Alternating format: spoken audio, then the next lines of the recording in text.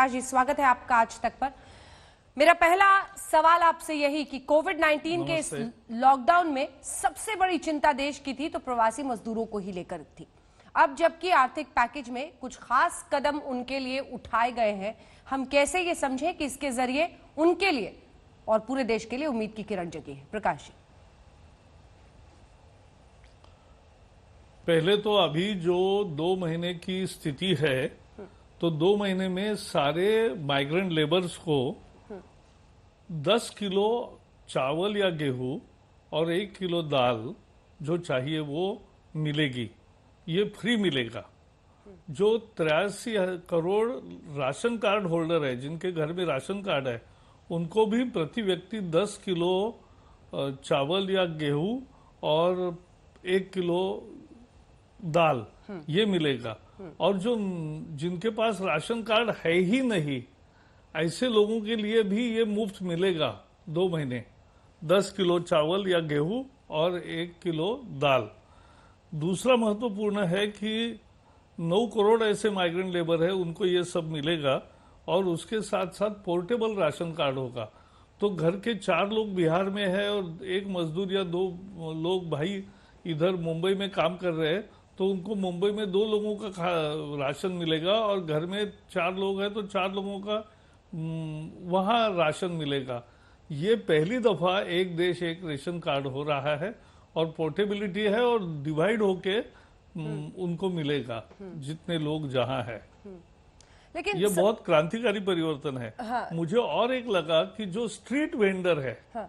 जो street vendor है, जो जिसका ठेला है, जिसका रेवड़ी है, जिसका ठेला लगता है और उस पर लोग आगे बढ़ते हैं, व्यवसाय करते हैं, उनको आज पैसे उनके समाप्त हो गए तो उनको 10,000 रुपये तुरंत दे रहे हैं। तो ये 10,000 रुपये उनको एक कैपिटल जैसे होगा, वर्किंग कैपिटल, वो लेंगे और बाद में जब उनके पास पैसे आएंगे तब वो वापस करेंगे। लेकिन 10,000 रुपये आज तुरंत देना ये बहुत महत्वपूर्ण मदद है।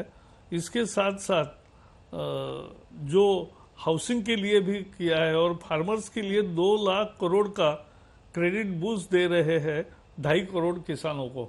तो मुझे लगता है एक बहुत बड़ा सारा काम किया है। कल 3,70,000 करोड़ रुपए मझले उद्योगों के लिए और छोटे उद्योगों के लिए, लघु उद्योगों के लिए दिया गया है जी। तो एक पूरी व्यवस्था समाज के हर तबके को जो जरूरत है वो देने का ख्याल मोदी जी ने किया और उसी का ये आविष्कार है। ठीक है, लेकिन राजनीतिक रूप से अगर हम देखें तो कांग्रेस पार्टी का प्रहार जारी है। प्रकाश जी, मेरा अगला सवाल इसी पर है। राहुल गांधी ने कहा है कि मजदूरों की परेशानी पर हम सरकार से मदद इनको दिला कर रहेंगे। ये कहना है राहुल गांधी का कि आप क्यों नहीं सीधा पैसा इन लोगों के खाते में डालते हैं, 13 करोड़ गरीबों को 7,500 डायरेक्ट उनके अकाउंट में दीजिए। उनकी इस बात पर आपका क्या जवाब? 13 करोड़ गरीबों को 13,000 रुपए प्रति फैमिली गए हैं। एक तो जो किसान है, छोटी भी जमीन हो, वो किसान है, उसको 2,000 रुपए पहुंच गए हैं। फिर जो 2 महिलाएं हैं, जो 20 करोड़ महिलाएं, इन सब मजदूरों की, गरीबों के घर में ही जनधन खाते होते हैं, वो 1,500 रुपए हर एक के घर में गए हैं। 8 करोड़ महिलाओं के 3 गैस फ्री मिल रहे हैं, तो उसके भी 2,500 रुपए हो रहे हैं। उसके साथ साथ जो सीनियर सिटीजन हो रहे हैं, उनके भी 1-1 हजार रुपए पहुंच गए हैं। तो सब हिसाब लगाए तो जो राहुल गांधी मांग रहा है उससे ज्यादा ही दिया है। लेकिन अभी भी, आज भी सड़कों पर मजदूर दिखाई दे रहे हैं प्रकाश जी, तमाम कोशिशों के बावजूद, क्योंकि तमाम मुख्यमंत्री भी कह रहे हैं कि जो जहां पर बड़ा दुख है वहीं रुके। लेकिन इसके लिए भी ये दुख बहुत बड़ा है, लेकिन इसके 2 पहलू है, हमें समझने चाहिए। केंद्र सरकार ने राज्य सरकारों को 11,000 करोड़ रुपए दिए हैं और 11,000 करोड़ रुपए में ये कहा है कि आप जो भी मजदूर है उनको रोकिए, उनको शेल्टर दीजिए, उनको खाना 3 बार दीजिए, सब कुछ उनकी व्यवस्था करिए, उसके लिए पैसे दिए हैं। लेकिन अगर वहां कहीं नहीं हो रहा है तो एक मुद्दा है। और दूसरा पहलू यह है कि लोगों को ऐसा सब संकट के न्यूज सुन के घर जाने को दिल कर रहा है। अब 10 लाख लोग गए ना, 10 लाख मजदूर रेलवे से गए हैं, तो अब रोड से जाने का कोई मतलब नहीं है। मैं देख रहा हूं अनेक राज्यों ने जो चल रहे मजदूर उनको भी रोक के तुरंत वहां बसों में बिठा दिया और बसों से वो दूसरे राज्य के सीमा तक पहुंचा दिया। तो ये भी काम चल रहा है। तो मुझे लगता है कि मजदूरों को भी जरा धीरज रखना चाहिए जी। और ये काम समझ के करना चाहिए कि ऐसा अपना जान जोखिम में न डाले। हाँ। और सरकार का साथ दे। महाराष्ट्र से ही आप हैं प्रकाश जी, और इसीलिए मेरा अगला सवाल महाराष्ट्र को लेकर है। क्या जो परिस्थितियां, मतलब टॉप 5 स्टेट्स में हम देखें तो सबसे ऊपर महाराष्ट्र के ही आंकड़े हैं, क्यों ऐसा हुआ है, क्या लगता है? महाराष्ट्र में, मुंबई में कुछ पॉकेट्स है, मुंब्रा वगैरह कुछ पॉकेट्स है, मालेगांव जैसे पॉकेट्स है, पुणे में पॉकेट्स है, नवी मुंबई में पॉकेट्स है, जहां ये बड़ा एक संक्रमण हो गया है। और संक्रमण का एक बड़ा अच्छा है कि पिछले दिनों में कंटेनमेंट जोन करने से वहां से कोई आएगा नहीं, बाहर जाएगा नहीं और बाहर से कोई जाएगा नहीं, इससे बहुत मात्रा में रोका गया है। जो सारे घरों में जाकर टेस्ट हो रहे उससे संक्रमितों की संख्या पता चलता है, लेकिन बहुत सीरियस और मरने वालों की तादाद में निश्चित रूप से एक ठहराव सा है कि ज्यादा तीव्र गति से नहीं बढ़ रहा है। तो मुझे लगता है कि ये भी काबू में आ जाएगा। लॉकडाउन को लेकर आपको क्या लगता है 17 मई के बाद क्या परिस्थितियां होंगी? क्योंकि अभी तो राज्यों से सुझाव मांगे गए हैं, दिल्ली में भी 5 लाख लोगों ने जवाब दिया है। आपको क्या दिख रहा है 18 मई के बाद? मुझे भी विश्वास है कि 17 तारीख के बाद, एक तो राज्यों पर निर्भर होता है क्योंकि केंद्र सरकार एक गाइडलाइन देती है लेकिन आगे राज्य करता है। तो सभी जगह इकोनॉमिक एक्टिविटीज सभी चले, क्योंकि हमने एक अनुभव लिया कि एक गली में 4 दुकानें खोलेंगे ऐसा जब आदेश निकला तो बाकी दुकानदारों ने प्रेशर किया कि आपका चारों का ही क्यों चलेगा, हमारा क्यों नहीं चलेगा। तो 4 लोगों ने भी नहीं खोला तो सबके बंद रहे। और इसलिए अभी जो होगा वो मुझे लगता है सोशल डिस्टेंसिंग और फिजिकल डिस्टेंसिंग के साथ ये लोग निश्चित रूप से दुकानें भी शुरू हो सकती है और बाकी भी व्यवस्था होगी। हाँ, जहां संक्रमण ज्यादा है और जहां कंटेनमेंट जोन्स है बहुत सारे, तो वहां जरा स्थिति अलग रहेगी, लेकिन बाकी ग्रीन जोन है वहां लगभग एक्टिविटीज सारी शुरू हो गई है। 500 से ज्यादा जिले हैं, 200 जिले ऐसे हैं, 150 जिले ऐसे हैं कि जहां ऑरेंज जोन है वहां भी लगभग सारी एक्टिविटीज शुरू होगी। और जो रेड जोन है वही थोड़े से बंधनों के साथ, लेकिन व्यवहार खुलेगा। अब हमें जीने की आदत करना चाहिए कोविड के साथ, और हमें इसलिए हाथ लगातार धोते रहना, हाइजीन का पालन करना, मास्क लगाना और उसके साथ साथ बाहर जाते समय लोगों से 1-2 गज की दूरी बना के ही सारे व्यवहार करना, ये काम करना जरूरी है। आने वाले दिनों में किन चीजों पर ज्यादा फोकस रह सकता है सरकार का?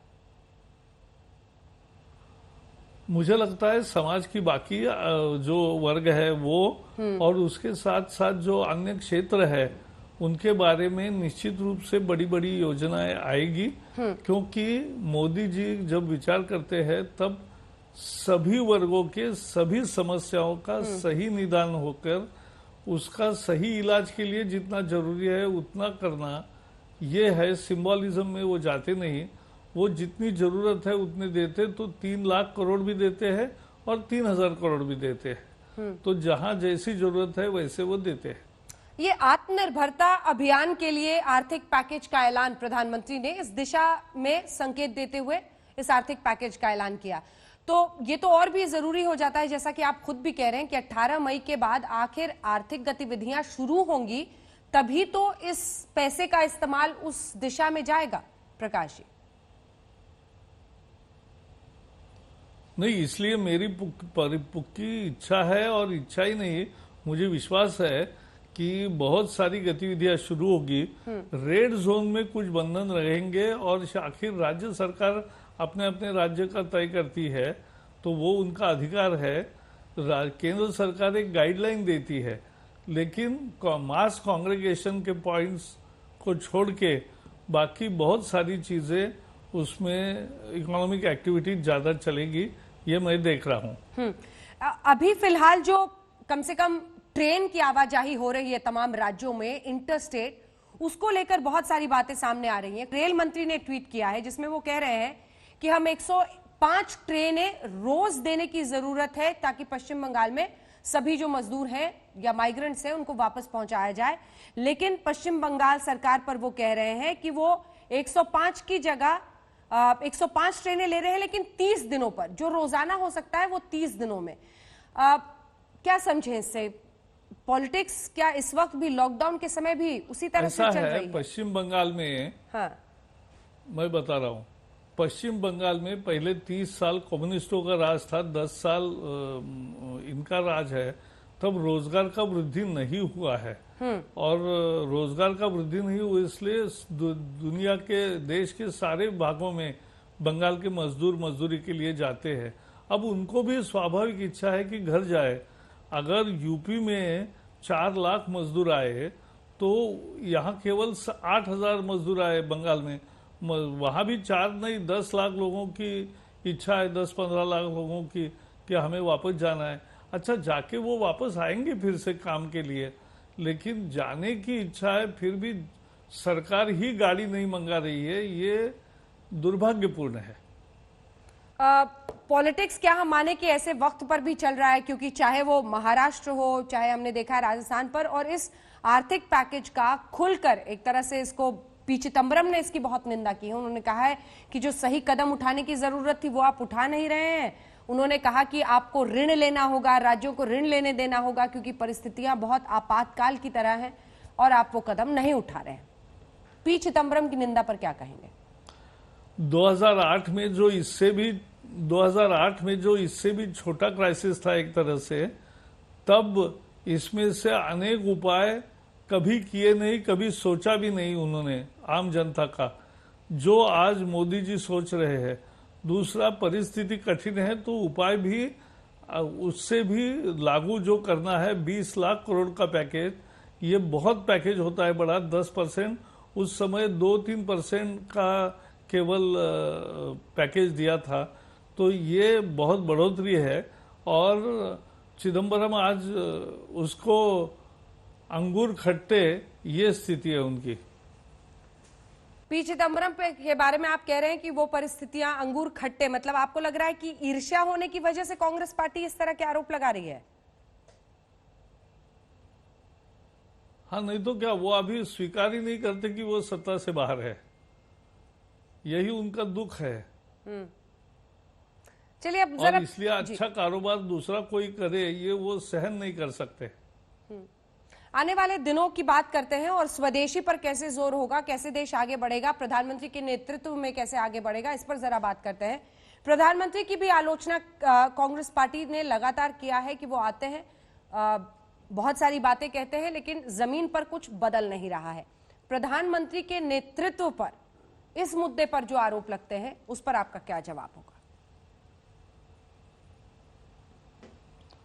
मेरा जवाब यह है कि प्रधानमंत्री देश के लिए सोचते हैं, और देश के लिए सोचते समय सेल्फ रिलायंट ये गांधी जी का मंत्र था, और उसी मंत्र का अमल में डालने के लिए मेक इन इंडिया ये उसका एक रूप है। लेकिन दुनिया से कटना नहीं है, दुनिया से अलग होना नहीं है, दुनिया में भी व्यापार हमारा ज्यादा चले, व्यापार में हमारा सिक्का बड़ा हो। आज 1% भी हमारा ट्रेड का हिस्सा नहीं है, वो 1% से बहुत ज्यादा बढ़े, गति से बढ़े। लेकिन अपना देश भी एक बड़ा मार्केट है, तो अपने देश के मार्केट में इसका उपाय हमने करना चाहिए और यही मांग बढ़ाने की कोशिश करनी चाहिए। और यहाँ के वस्तु यहाँ निर्माण हो तो गो लोकल, ये जब वो कहते हैं बिकम वोकल फॉर लोकल, तो ये उसका मतलब है।